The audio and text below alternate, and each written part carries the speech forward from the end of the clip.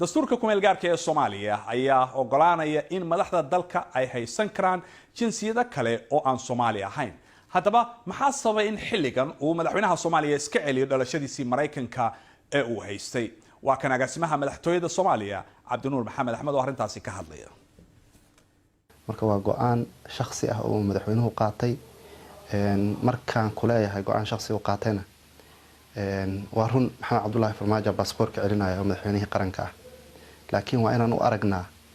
madaxweynihii jamhuuriyadda federaalka Soomaaliya iska celinaya jinsiyad kale oo dal kale oo lahaa si uu dadkiisa ugu khidmeeyo sidoo bulshada Soomaaliyeed u hogaamiyo sidoo asagu u noqdo tusaale lagu daydo midda mas'uuliyiinta dawladda ka tirsan ee ayagana haysta baasaboorada ajnabiga ah sidaan ku sheegay dastuurkeena saamaxaya qofka Soomaaliga ah inuu laba dhalasho lahaado haddii ay doonayaan inay iska celiyaan waa go'aan shakhsi ah ay gaari karaan. haddaba madax badan iyo mas'uuliyiin kale oo ka tirsan laamaha kala duwan ee dawladda sida golaha fulinta baarlamaanka hay'adaha amniga iyo garsoorka ayaa haysta dhalashooyin dalal kale. madaxweyne Farmaajo ayaa haddaba waxa uu noqonayaa mas'uulkii ugu sarreeyay ee markaasi isagoo xil sare haya iska celiya dhalashada labaad. laakiin golaha fulinta ee xukuumaddiisa in ka badan 50% tiradaasi ah ayaa waxa ay noqonaysaa baa lidii kuwa haysta dhalashooyin wadamo shisheeye. tira badan oo xildhibaanada baarlamaanka Soomaaliya ayaa iyana haysta dhalasho dalal kale. haddaba dooda caawa waxaanu ku eegi doonaa in talaabada madaxweynaha ay tahay mid yididiila leh iyo in ay xujo ku noqon doonto siyaasiyiin badan oo mustaqbalka xilka qaban doona wadanka Soomaaliya. waxaa dooda igala qayb galaya Cabdirasaaq Maxamed Aadan oo ku sugan stuudiyaha iyaga Nairobi iyo Cabdullaahi Axmed Came oo isna nooga soo biray magaalada Stockholm ee wadanka Sweden. labadiinaba aad baad u mahadsantiin. waxaan ku hormarayaa Cabdirasaaq. Cabdirasaaq talaabadan uu madaxweynahaasi uu qaatay maanta maxay kula muuqataa? bismillaahi raxmaani raxiim. marka ugu horeysa bahda BBC way salaamayeen iyo dhammaan dhageystayaasha BBC ama macna daawadayaasha run ahaantii go'aankan waxaan dhihi karaa waa go'aan geesinimo leh wadaniyad leh isla markaasna ka run sheegay siyaasadii madaxweyne maxamed cabdullaahi farmaajo uu u ballan qaaday dadka Soomaaliyeed markii la doortay run ahaantii markii dhankaas la fiiriyo waa muhiim laakiin haddana dhinaca kale markii la fiiriyo waxaad moodaa in aan hadda ku wada jirno dabcan bilaabashadii doorashadii 2021 taas marka waxay keenaysaa in run ahaantii ay suurtagal tahay sharciga wadanka in wax laga bedeli doono isla markaasna aysan u suurtagelinayn dadka doonaya inay u tartamaan macnaha madaxweynenimo ama xilalka sarsare ee wadanka Soomaaliya inaysan ahaan karin dad jinsiyad haysta wadamo kale. waan gartay marka waxaad leedahay waxay keeni kartaa in wax laga bedelo sharcigii.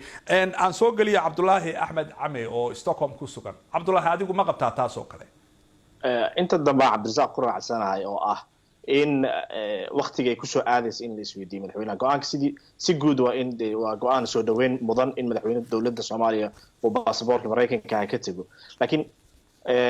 arrintan ayaa ah waqtiga 2 sano iyo bar ayuu madaxweynaha iminka uu joogaa arrintan waa arrin adduunka ka dhacday madaxweynaha Afghanistan baa iska dhiibay intuunan doorashadaba galinba marka madaxweynaha Prime Minister bor hore soo noqday xajmiga kursiga uu tagay aad buu u ogaa waxay ahayd marka horeba inuu tusaale fiican ka dhigo iminka waxay u egtahay in waqtiga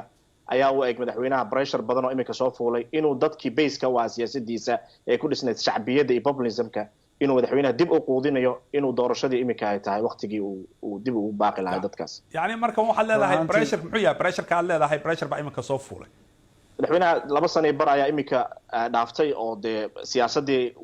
ma xasilna amnigii iminka maanta waxaan joognaa tacsidii Ilaahu naxariistay Engineer Yariso qaraxyadii way sii bateen doorashadii xooga badneed ee 2021 baa madaxweynaha ku soo aadan marka iyadii baa marka waxa uu ekaanaysaa inay tahay dhaqaaqa madaxweynaha u dhaqaaqay mid siyaasadeed balse aanan ahayn tii marka hore ee dadka ku baaqayeen in dadkan baasaboorka sitay madaxda positionada sare wadanka ka qabanaya in dib loo dhigo baasaboorada ay wataan. waan gartay Cabdirasaaq maxaad ku daraysaa adigu? aragtidaas walaalkay Cabdullaahi waan ku khilaafsanahay waxa laga maarmaana inay muhiim tahay jinsiyadda Mareykanka marka laga noqonayo inay tahay wax process oo waqti qaata loona baahan yahay qofku markuu processkaas si sharci ah inuu sameeyo waxa macnaha jira ama haba canshuuraha ha noqoto ama ha noqoto hay'adaha kala duwan oo matalan sida National Security qaybo fara badan jira oo dawladaha Mareykanka oo ay qusayso arrintan marka waxa laga maarmaana in sharciga iyo si nidaama laakiin sida lagu ku qoran sameeyo. cabdisaaq adoo raalli ah waxaad tiri waqti bay qaadanaysaa processkan in dhalashada maraykanka laga laabto laakiin sida ku qoran xilligii la doortay ayay bilaabatay baa la yiri marka ma kula tahay in muddo 2 sano iyo ka badanba ay soo socotay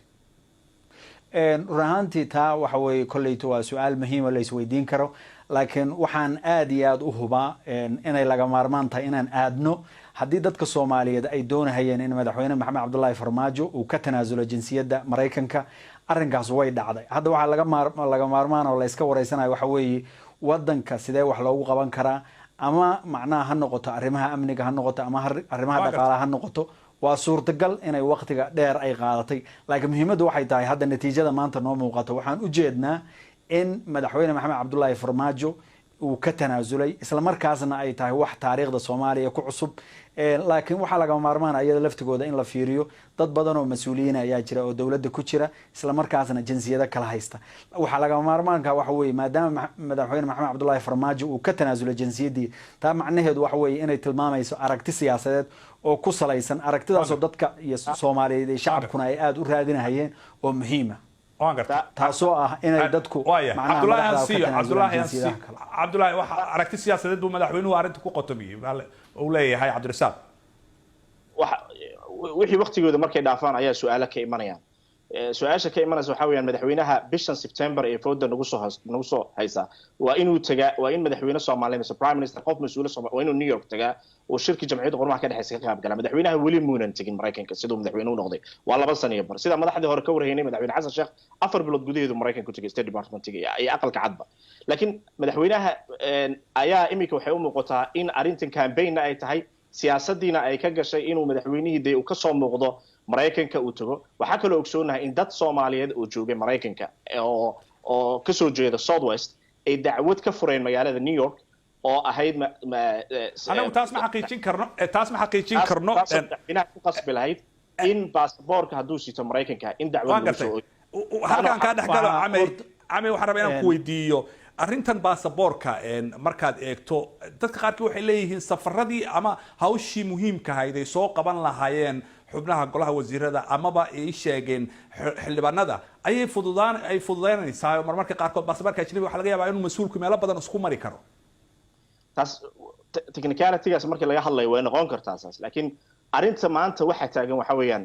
marka hore processkan sidoo ku soo bilaabmada ayaa ahayd wax caadifad ku dhisan in dadka Soomaaliyeed qalbigooda loo dhaco iyadoo waxa la doonayay kaliya tahay in marka waxa socdo dadka Soomaaliyeed laga leexiyo maanta amniga magaalada Muqdisho ayaa qasan mayorkii baa dhintay dadkii Soomaaliyeed ma garanayaan meesha siyaasaddu socoto Jubaland waxa ka socdo Galmudug waxa ka socdo waxaasoo idil waxay noqon kartaa in waxan weegan iyo bishan la warhayo madaxweynaha ayaa baasaboorkii dhalashadii Mareykanka ka tagay balse kama cafinaysa madaxweynaha in waajaho arrimaha amniga siyaasadda ee hortaagan iyo 2022 waan gartaa cami waqtiga naga dhamaanayo cabdirasaaq baan soo gelinaya cabdirasaaq arrinta amniga uu ka dhawaajiyey ma la isdhihi karaa in xubnaha xilalka muhiimka ka haya wadanka sida ammaanka oo kale iyo arrimaha dibadda oo kale waa in si gooni ah loogu qoondeeyaa qof Soomaali ah oo dhalasho Soomaaliya kaliya haysta run ahaantii waxaa muhiima in xoogga la saaro qofku muahil ma u yahay shaqada ma yaqaana khibradna ma u leeyahay qof kastoo xil Soomaaliyeed u soo istaagana waxaa laga rabaa inuu markaas asagu qaanuunka ama uu ka tanaasulo jinsiyadda macnaha ajnabiga uu haysto waa laga maarmaan laakiin waxaa laga maarmaan arrimaha uu ka sheekay walaalkay oo ku saabsan dacwada iyo arrimahaas madaxweyne maxamed cabdullaahi farmaajo oo ka tanaasulay jinsiyaddii Mareykanka dowladda dacwad haddii loo haysta ka cafin mayso marka waxaa la rabaa inaan arrinta maaragta la isku qasin ujeedada ugu muhiimsan waxa weeye waa in la fiiriyaa dowladdu maxay soo kordhisay arrimaha dhaqaalaha arrimaha amniga waa run ahaantii kalsoonida shacabka markii la fiiriyo xoogaa inay hoos u dhacday laakiin haddana waxaa laga maarmaana in ujeedadeedu ay noqoto ama mucaarad ama muxaafidba ha noqotee inay noqoto sideen isugu duubmi karnaa oo wadankeena u badbaadsan karnaa oo tala siyaasadeed oo macnaha wadanka hore u marinaysa loo fuliyo taasaa muhiima waan soo gabagabaynaynaa qof walba waxaan siinayaa 20 second waxaan jeclahay inaan ku hormaro camay ma kula tahay hadda baasaboor baan ka hadlaynaa in ay sidoo kale mas-uuliyiinta Soomaalida ee qurbaha ka yimid qoysaskoodana ay wadanka soo dejiyaan taa mar walba su-aasha waxay ku xidhnaanaysaa amniga iyo siyaasadda wax laga qabto dad waxaa mudan in waxa muhiimka ah xooga saarno maanta waxaan ka hadlaynaa madaxweynaha dhalashadiisa oo ka noqonayo kama noqonayo balse isla maantadan waxay yaala tacsiba taala amniga Muqdisho faraha ka baxaya siyaasadda ma xasilnoona taa weeyaan aad baa maasanta ay cabdirasaaq adiguna run ahaantii anaga waxaa muhiima in la yiraahdo contributionka wadanka ay dadka ajaanibta u hayaan waa dadka Soomaalida oo dibadda degan waa muhiim kuma qasbana inay reerahooda soo dejiyaan laakiin waxay ku qasban yihiin siyaasad iyo isla xisaabtan ku dhisan iyo horumar ku dhisan inay ka shaqeeyaan isla markaasna hadduu qofku ku najaxo ama uu ku horumaro siyaasadda uu matalahayo ama uu wasiirka ku yahay uu ku baasi karaa hadduusan ku najixina markaas in xilka laga qaadaa muhiima laakiin ma aha meeshuu degan yahay iyo meesha reerkiisu degan yahay ujeedada muhiimadu ma aha aad baad mahadsantahay cabdirasaaq maxamed aadan oo Nairobi ku sugan iyo Cabdullaahi Axmed Camey oo isna khadka Stockholm ku jiray labadiina waad mahadsantihiin waqtigiina